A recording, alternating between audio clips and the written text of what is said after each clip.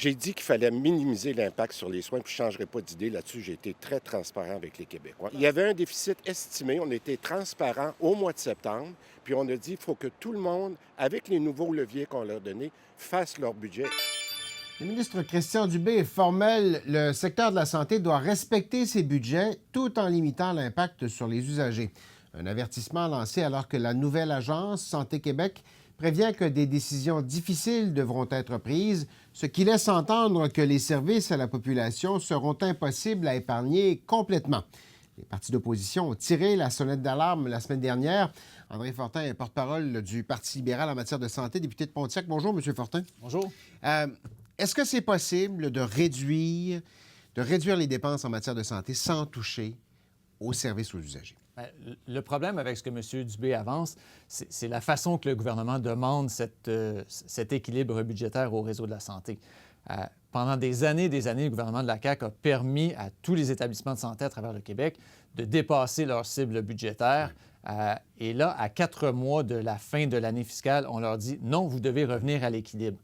Bien, ça veut dire des coupures de 90 millions pour le 6 de l'Outaouais, de 100 quelques millions pour le 6 de la Côte-Nord. Ça, c'est à peu près la moitié du budget qui lui reste pour le reste de l'année. Alors, les cibles qu'on a données à quelques mois de la fin de l'année fiscale sont complètement irréalistes. On a l'impression, puis je lisais des collègues d'autres médias qui disaient, leur source à Santé Québec disait on est capable de trouver à peu près la moitié de la somme sans que ça fasse mal. Ça va finir par se faire sentir, c'est ça? Bien, ça se fait déjà sentir. Là. Jour après jour, on entend, on voit des histoires de services qui sont coupés. Aujourd'hui, c'était des services en santé mentale en Abitibi, des services en centre jeunesse en Chaudière-Appalaches, des gens qui ne reçoivent plus les soins à domicile qu'ils sont habitués de recevoir. Ça se ressent déjà. Et là, au moment où Santé Québec dit bien, on est pas mal rendu au bout de ce qu'on est capable de faire en minimisant l'impact sur les services. M. Dubé dit, bien non, on continue, on fait comme prévu, on doit aller chercher 1,5 milliard. Ça veut dire que les prochains mois, ils vont être très, très, très difficiles pour le réseau de la santé. Quel est le problème, alors? Est-ce que on est trop rigide? Est-ce qu'il aurait fallu plus de temps pour que les agences régionales s'adaptent? Bien, l'enjeu de respecter la cible budgétaire, là, je pense que tout le monde peut convenir que c'est normal. Sauf de le faire comme ça à la fin de l'année fiscale, ça impose une rigueur, mais ça impose des coupures au réseau de la santé.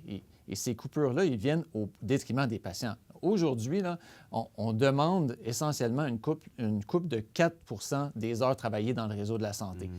Mais ça veut également dire que les patients doivent se priver de 4 des soins qu'ils recevaient. Les infirmières qui donnaient des services, ils les donnaient parce qu'il y avait des besoins dans la population. Est-ce que votre sentiment, c'est que c'est pire dans certains coins que d'autres? Absolument. Déjà, là, vous le savez, les gens le savent, les services en Abitibi et sur la Côte-Nord, là, ils sont malmenés depuis longtemps. Et là, essentiellement, je vais vous l'illustrer, le budget total de la Côte-Nord par année, c'est environ 670 millions dans le réseau de la santé. Alors, quand il reste 4 mois dans l'année, c'est-à-dire qu'il reste normalement environ 220-230 millions à dépenser.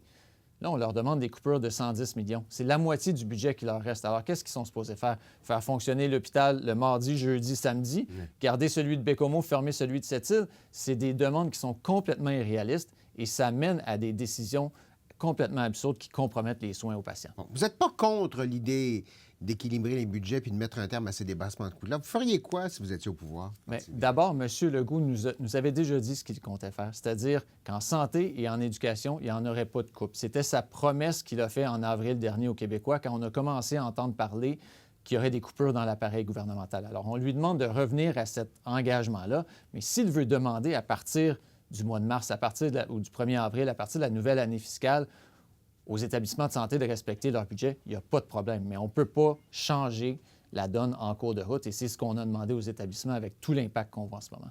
Je vais vous entendre sur la course à la chefferie du Parti libéral du Québec. C'est commencé depuis une semaine maintenant. Depuis lundi. Est-ce que vous êtes là où vous pensiez être? Il y a eu plusieurs critiques qui se sont exprimées au cours des dernières années en disant « c'est trop long, vous avez attendu trop longtemps pour lancer ça ». Vous leur dites quoi à ces gens-là aujourd'hui? Bien, je pense qu'aujourd'hui, on peut constater que le parti a pris la bonne décision parce que il y a maintenant des candidats qu'on n'avait pas attendus dans cette course-là, des candidats qu'on n'avait pas vu venir et qui vont amener un dynamisme à cette course-là. Et là, on se retrouve devant un scénario où on a un gouvernement qui est très impopulaire, le gouvernement de M. Legault, Et nous, on peut arriver avec un vent de fraîcheur, avec des idées nouvelles, avec des gens nouveaux.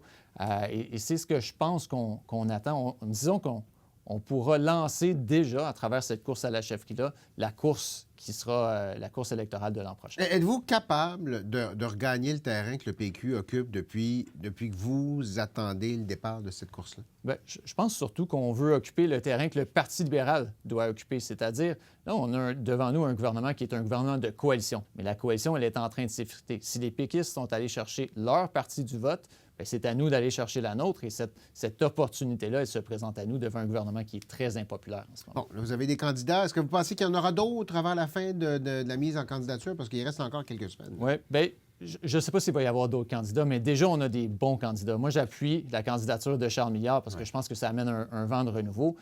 Mais la candidature de Pablo Rodriguez, c'est une candidature d'envergure pour notre parti également. La candidature de Denis Coderre, c'est un candidat que tout le monde connaît au Québec et qui a amené un certain intérêt à la course dès le départ. Alors, il y a des candidats de qualité dans cette course-là, même M. Bélanger, qui gagne à être reconnu, selon moi. Ce sont déjà des très bons candidats. Est-ce qu'il y en aura d'autres? Peut-être, mais déjà, je pense qu'on est prêt à une course où il y aura un vrai débat d'idées qui amènera un souffle nouveau à notre parti. André Fortin, député de Pontiac, porte-parole en matière de santé pour le Parti libéral du Québec. Merci d'avoir été avec nous. C'est un plaisir. Merci.